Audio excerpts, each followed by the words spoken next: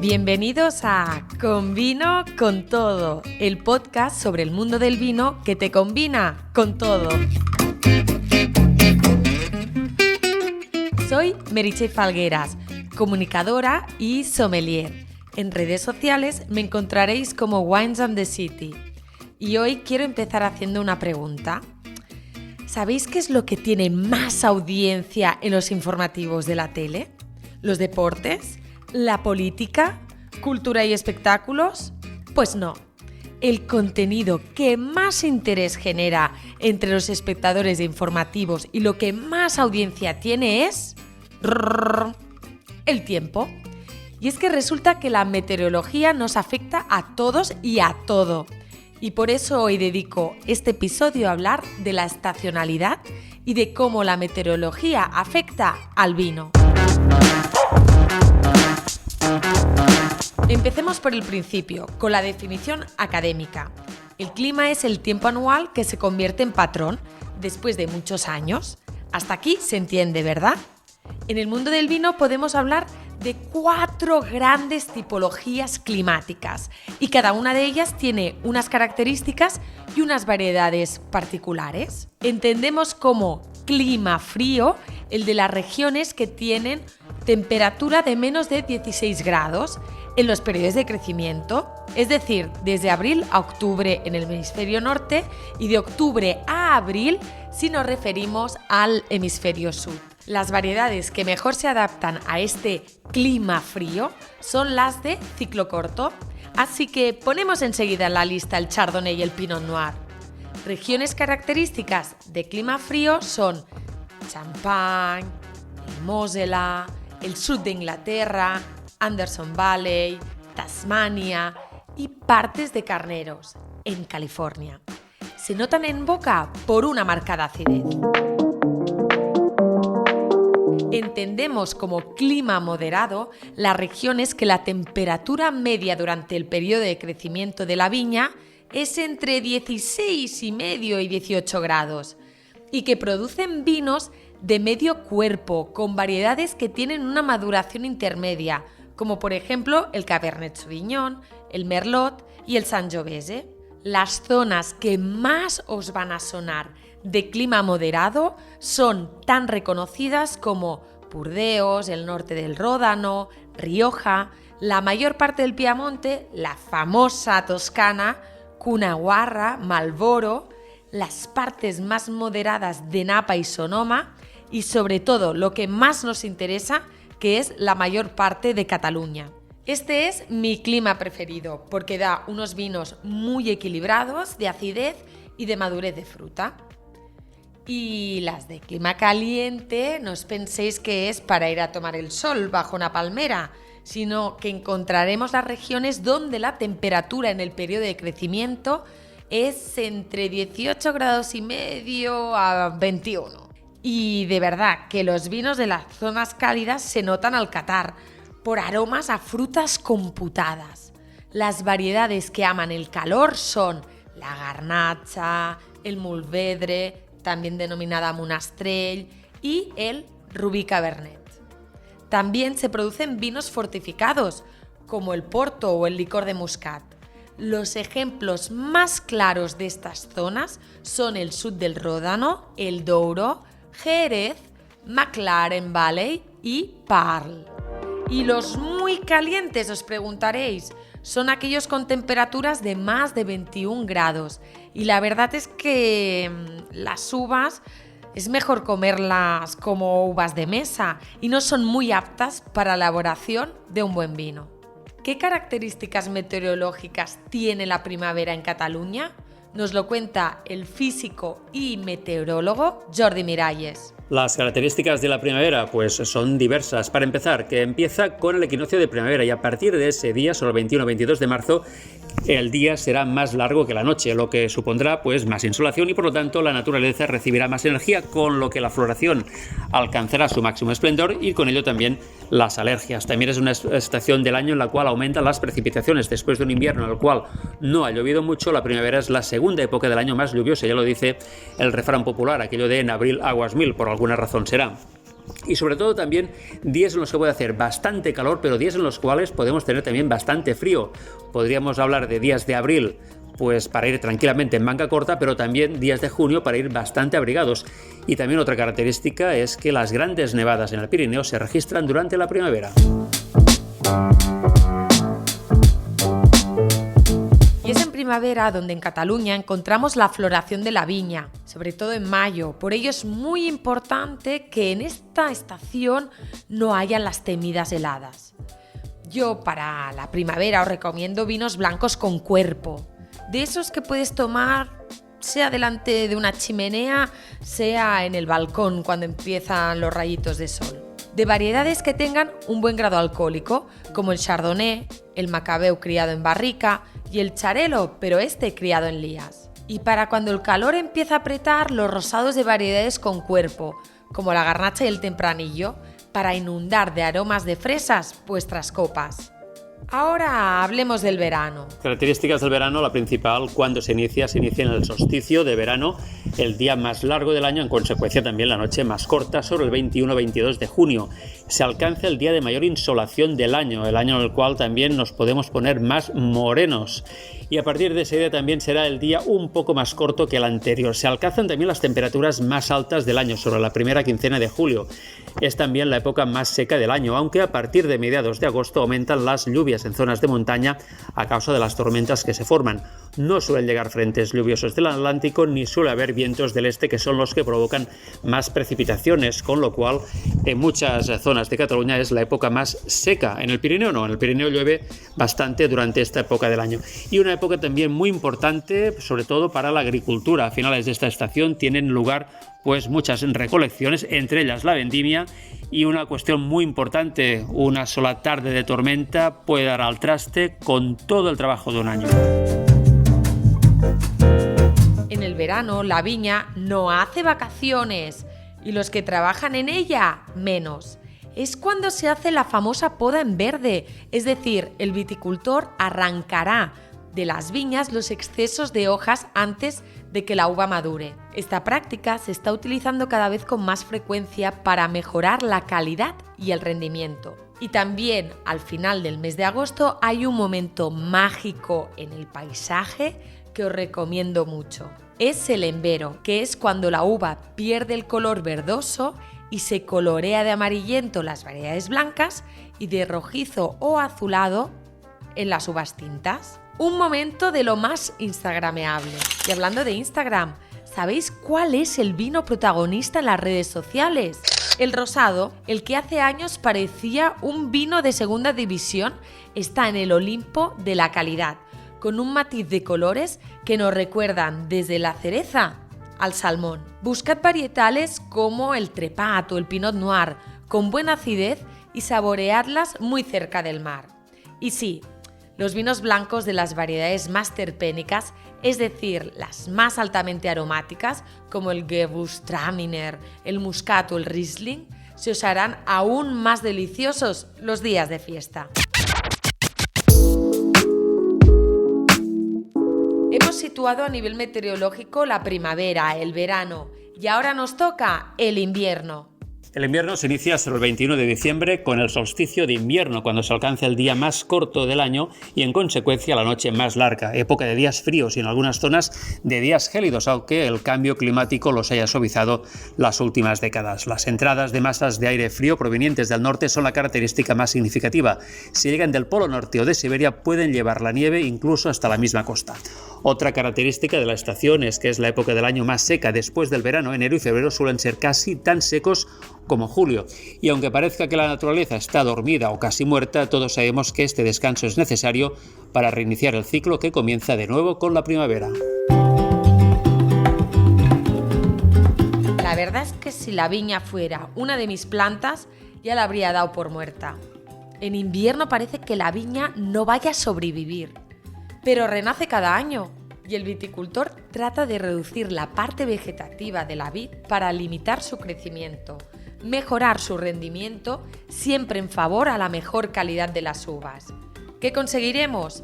Alarga la vida de la vid, asegura la cosecha de un año para otro y adapta el tamaño de la planta al espacio donde se cultiva para facilitar los trabajos en el campo.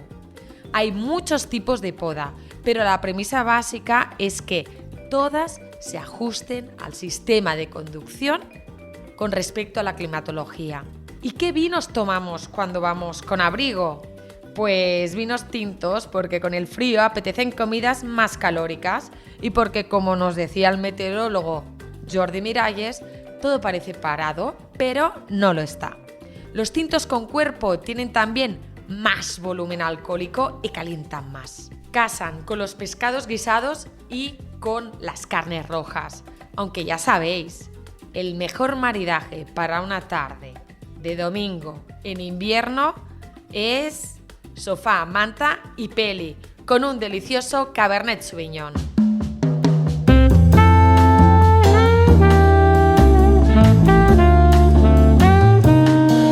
Y la última de las estaciones, sí, habéis acertado, el otoño. El otoño se inicia con el equinoccio sobre el 21 de septiembre, el equinoccio de otoño, y a partir de este día la noche ya es más larga que el día. La principal característica de la estación es que es la época más lluviosa del año en Cataluña. Llegan más frentes atlánticos que traen lluvias y se forman depresiones en el Mediterráneo que provocan vientos de levante. En estas situaciones es fácil superar los 100 litros de agua por metro cuadrado en 24 horas. Son también habituales las inundaciones en ríos y también en la costa. También es época de la llegada de masas de aire frío, con lo que puede haber días de pleno invierno a partir de noviembre, pero también días de casi verano en octubre. En los últimos años se ha observado que la estación era más corta de lo habitual, con ambiente cálido en octubre y bastante frío ya en noviembre o diciembre, como si se pasara del verano al invierno casi sin pasar por el otoño, época de la caída de las hojas de los árboles. La vendimia es la fiesta de la uva en otoño. Es el momento crucial donde se tiene que dar la talla, sí o sí. Para los vendimiadores son días interminables que cada vez más se convierten en noches en vela, porque se juegan toda la cosecha, el trabajo de todo un año. ¿Cómo se sabe su momento óptimo? Con el tiempo, los ácidos de la uva van disminuyendo y suben su peso, se desarrollan aún más sus aromas y sus azúcares van concentrándose. Depende qué tipo se quiera elaborar, será un tipo de vendimia u otra. Por ejemplo, los espumosos se recogen antes de la madurez fisiológica, es decir, algunas de sus variedades se solían vendimiar a principios de septiembre, aunque ahora con el cambio climático cada vez es más a finales o mediados de agosto. Con los blancos se recogen en septiembre y las uvas tintas se acaba alargando la vendimia hasta octubre. Lo ideal para la viña es que sea un otoño largo y seco, para terminar de madurar la uva y para que la vendimia sea higiénica. Recordad que en el hemisferio sur el reposo invernal es en junio, julio, agosto y la vendimia es en abril y la floración en diciembre. Para que os hagáis una idea, para que la uva pueda madurar óptimamente se necesitan aproximadamente un mínimo de 1500 horas de sol durante la época de maduración, aunque las uvas tintas necesitan por lo general más luz que las blancas. Lo que sin duda es ya un clásico es que en otoño nos apetezcan más tintos de medio cuerpo, rollo merlot, cariñena y aún más si estos vinos los acompañamos de unas buenas setas.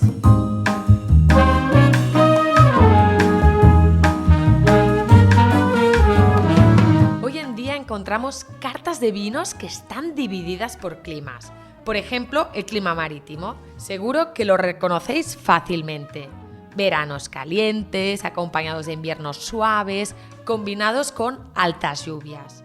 El periodo de maduración de la uva es bastante largo y con temperaturas moderadas. Los climas marítimos están cerca de aguas, como Burdeos o la zona este de Nueva Zelanda.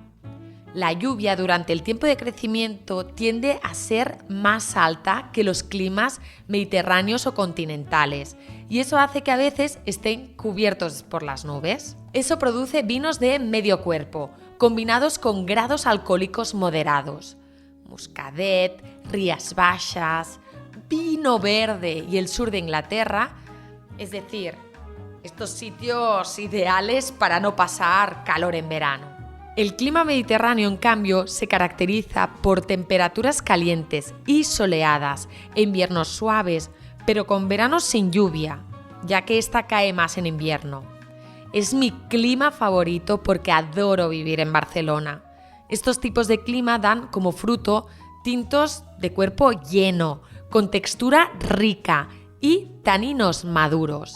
Aparte de la archiconocida área mediterránea, también denominamos clima mediterráneo, aunque geográficamente esté lejos de dicho mar, a la costa de Estados Unidos, la mayoría de las regiones vitivinícolas en Chile, algunas regiones del sureste australiano y hasta en los viñedos de Cape, en Sudáfrica. El clima continental, por el contrario, está caracterizado por veranos calientes e inviernos fríos, normalmente alejados de las zonas marítimas. Por ejemplo, la parte argentina de Mendoza, Europa central o el centro de España. El clima continental tiende a ser más corto que el marítimo, lo que reduce el peligro de las vendimias más tardías. Por ello, en climas continentales calientes como Mendoza, puede madurar bien el Cabernet Sauvignon y su uva estelar, que es el Malbec. En los climas continentales fríos veremos que funcionan las preciadas vendimias tardías de Alsacia o el Smaragd en Warschau, Austria, y dan vinos blancos con potencia de alcohol y azúcar. El clima tropical tiene temperaturas casi estables todo el año, con estaciones de lluvia intensa, es decir, el paraíso para nosotros. Pero no para la viña, porque la viña requiere un ciclo vegetativo que esos climas subtropicales no permiten para su desarrollo óptimo. O sea, que no digáis que os vais según dónde hacer la vendimia, que pronto descubrirán que de verdad os habéis ido a la playa a tomar el sol. Aunque hay viñas en Brasil e India que a veces pueden dar 2 vendimias al año, y eso es porque no tienen hibernación, es decir, que no tienen tiempo de descansar y de consolidar sus carbohidratos.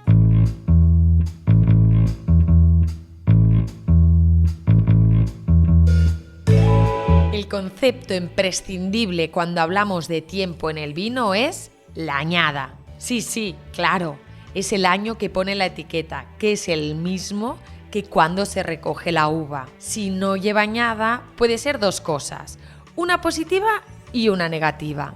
La positiva es que puede ser una mezcla de añadas, como pasa con grandes vinos de mezcla. Pero si el vino es muy económico y no pone añada, es un mal augurio.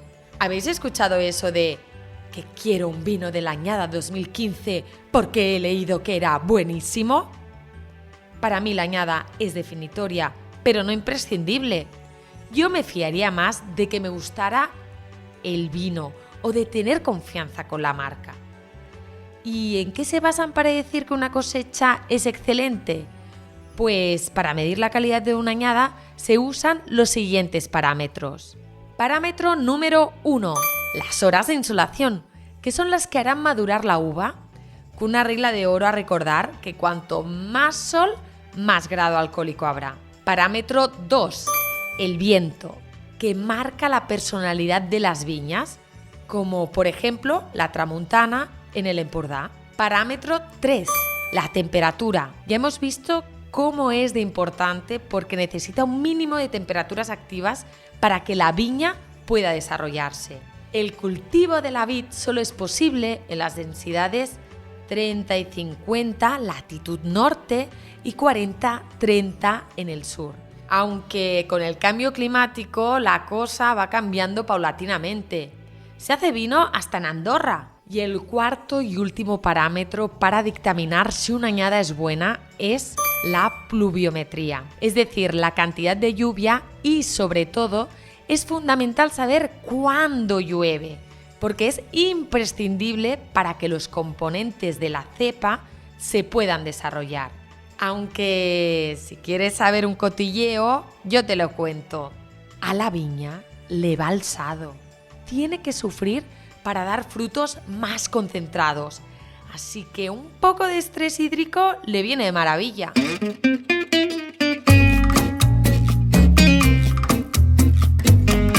Hasta aquí este episodio de Con Vino con Todo, el podcast del mundo del vino que te combina con todo. No dejéis de suscribiros al podcast y escuchar el resto de episodios.